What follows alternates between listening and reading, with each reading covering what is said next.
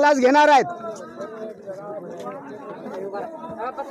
नमस्कार। सर्वप्रथम आपल्या सगळ्यांना माहिती आहे महाराष्ट्रामध्ये पूरजन्य परिस्थिती आहे। प्रत्येक गावामध्ये पाणी घुसले, प्रत्येक शेतामध्ये या ठिकाणी पाणी गेलेलं आहे। अशातच आमचं एक गाव आहे, आमच्या स्नेही प्रसाद महाराज काष्टे यांचं गाव आहे रोहिणी काजळा। त्या गावामध्ये आपण आलेलो आहोत। याच्यातले काही मुलं आहेत जे शिरूरला शिकण्यासाठी जात आहेत, ते शिरूरला जाऊ शकत नाहीत आणि काही विद्यार्थी या बाळांनो तुम्हाला माहिती आहे का की तुम्हाला शाळेत जायला आवडतं का नाही आवडत? त्याच्यामुळे तुम्ही इथं आलात आहे का नाही? सर आले नाही म्हणून तुम्ही इथं आलात, बरोबर आहे का नाही? तर ते आपल्याला बर्फ खाऊ देत नाही। मग लीलाच्या घरची तिला बर्फ खाऊ देत असतील का? तसंच ती जेव्हा तिला बर्फ खावायचं वाटतं त्यावेळेस ती तिच्या आईला विचारते, ताईला विचारते, आजीला विचारते की मी बर्फ खाऊ का? तर ते सगळेजण तिला सांगतात की तू बर्फ खाऊ नकोस। आणि मग हीच गोष्ट थोडंसं कवितेच्या माध्यमातून सांगतात। जेव्हा ती लीला विचारते ना की मी बर्फ खाऊ का, तर त्यावेळेस तिला आजी म्हणते, लीला ग लीला खाऊ नको गोळा, दुखेल गळा, सगळं पाणी होईल, सगळं पाणी होईल नाकात गोळा। म्हणजे काय म्हणजे लक्षात येते का? परत एकदा सांगतो, तिची आजी तिला सांगते बर्फ खाऊ नये म्हणून थोडं कवितेच्या माध्यमामध्ये काय म्हणते, लीला ग लीला खाऊ नको गोळा, दुखेल तुझा गळा, सगळं पाणी होईल नाकात गोळा। म्हणजे तिला काय होईल? सर्दी होईल। तरी सुद्धा लीला ऐकते का? मग तिची इच्छा अशी असते की बाबा आपल्याला तर बर्फ खायचा आहे। मग ती काय डोकं लावते माहितीये का? ती डोकं लावते कसं? उपकार नावाची गोष्ट आहे, सगळेजण लक्ष देऊन ऐका। एकदा पुस्तकं बंद करा, आता गोष्ट ऐकायची ना। हा, कारण आपल्या गोष्टी ऐकायला लय आवडतात आपल्याला, पण तुम्ही अभ्यास चांगला करता याच्यावरून लक्षात आले तर लक्ष द्या। बैठे बैठे सावधान। एकदा काय झालं, बारीक लक्ष देऊन ऐका बरं लय, आणि मी प्रश्न विचारणार आहे। एकदा काय झालं, शेळी असते ना, शेळी माहिती आहे ना? शेळी चरता चरता चरता चरता जंगलात गेली। कुठे गेली शेळी? आणि शेळी जंगलात गेल्याच्या नंतर ती आपलं खायचं साधन ढूंढत होती, पण तिला एक गुहा दिसली, म्हणजे वाघाचं सिंहाचं राहायचं घर, आणि त्याच्यामध्ये शिरली तर तिथं वाघाची छोटी छोटी पिल्लं होती। तर वाघाची पिल्लं होती आणि ती भुकेनं व्याकुळ झाली होती, भूक लागली होती पिल्लाला। शेवटी माणूस असो की जनावर असो, भूक लागल्यावर त्रास होतो का नाही? आणि मग तिला त्रास व्हायला लागला पिल्लाला। शेळीला दया आली आणि शेळीनं वाघाच्या पिल्लाला दूध पाजलं।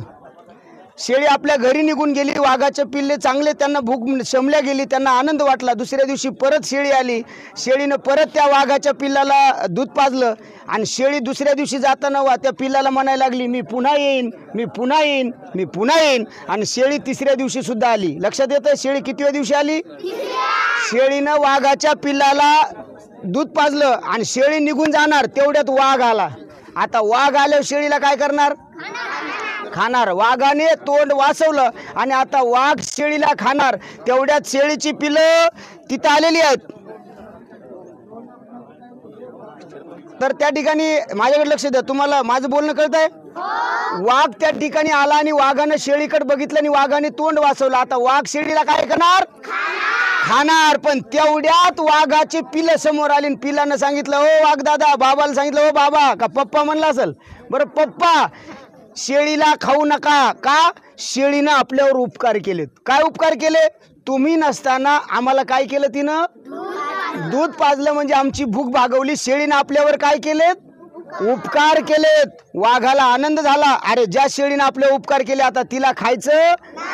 आता वाघानं शेळीला सांगितलं, मीच काय, या जंगलात तुला कोणीच खाणार नाही। आता शेळी शेळी राहिली का? आता शेळी काय झाली? वाघ कशी होईल? शेळी शेळीच राहिली, पण बिनधास्त झाली। शेळी काय झाली? बिनधास्त झाली। आता शेळीला कशाची भीती राहिली का? आणि मग एके दिवशी शेळी पाला खायला गेली आणि शेळी वाघाला भांडायला आली। वाघ दादा म्हणे काय? अरे कवळे कवळे पानं तर खाली राहिलेत नाही म्हणे, माझं तोंडच पुरत नाही। वाघ म्हणला, काळजी करू नको, तो आमच्यावर काय केलेलं आहेस? आम्ही तुझ्या उपकाराची परतफेड चांगली करू, तू माझ्या पाठीवर उभा राह। आता वाघाच्या पाठीवर शेळी उभा राहिली आणि वाघाच्या पाठीवर शेळी उभा राहिल्यामुळं शेळी वरचे वरचे पानं खाऊ लागली। हे गरुडानं पाहिलं। हे कोणी पाहिलं? गरुडाच्या लक्षात आलं, वाघाने ज्या शेळीला खावं ते वाघ शेळीला खाऊ घालायला। जिल्हा परिषदची निवडणूक तर नाही ना आली, जर दुश्मन एका जागेवर आल्यावर जर असं होत असेल तर शंका यायला हरकत नाही। पण गरुडाने त्या शेळीला विचारलं, शेळीताई, अरे जो वाघ तुला खाणार आहे तो तुला खाऊ घालतं, हे नेमकं गणित कशाचं आहे? त्यावेळेस शेळीने सांगितलं गरुडाला, उगनव माय, याला उपकार करावं लागतात। काय करावं लागतात? गरुडाच्या डोक्यात पक्क बसलं, उपकार केले की मोठेपणा मिळतो. उपकार केले की लोक आपल्या मदतीला येतात. गरुड म्हणला आता उपकार करायचे, कोणावर करावे कोणावर करावे. गरुडाला एका वड्यात एका डबक्यात उंदराची पिल्लं पडलेली दिसली. गरुड म्हणला आता आपल्याला या उंदरावर काय करायचे. गरुडाने ती उंदराची पिल्लं उचलली, चांगली पाण्यामध्ये धुतली, बाजूला आणली, थंडी वाजू लागली म्हणून आपल्या पखाखाली घेतली, 1 तास उब दिली आणि गरुड उडायला लागला. तेवढ्यात गरुडाला तिथून उडताच येईना. कशामुळे माहीत आहे. त्या उंदराच्या पिल्लानं गरुडाची पखकर तोडून टाकली. गरुडाला राग आला. कोणाचा. अजिबात नाही, उंदराचा नाही आला. गरुडाला राग शेळीचा आला. का. शेळी जर म्हणली नसती उपकार करा तर त्या ठिकाणी आम्ही केले नसते. आणि गरुड शेळीला भांडायला गेला. इकडे लक्ष द्या. गरुड शेळीला भांडायला गेला आणि गरुड शेळीला म्हणला, शेळीताई अरे तू उपकार करायला लावले पण ज्याच्या उपकार केले त्याने आमची पख छाटली. त्यावेळेस शेळीनं उत्तर दिलं, गरुड दादा उपकार नेहमी वाघासारख्यावर करायचे असतात, उंदरासारख्यावर नाही. लक्ष देत आहे. वाघासारख्यावर उपकार केल्यावर आपला ते काय करतात.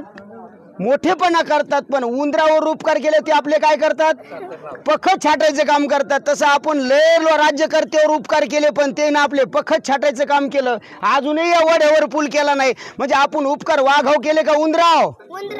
हा हे तुम्हाला कळालं पाहिजे. आपला हा धडा इथंच संपला.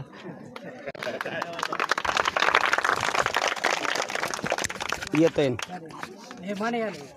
इंजिनियरला लावलं. चला माझा फोन आहे.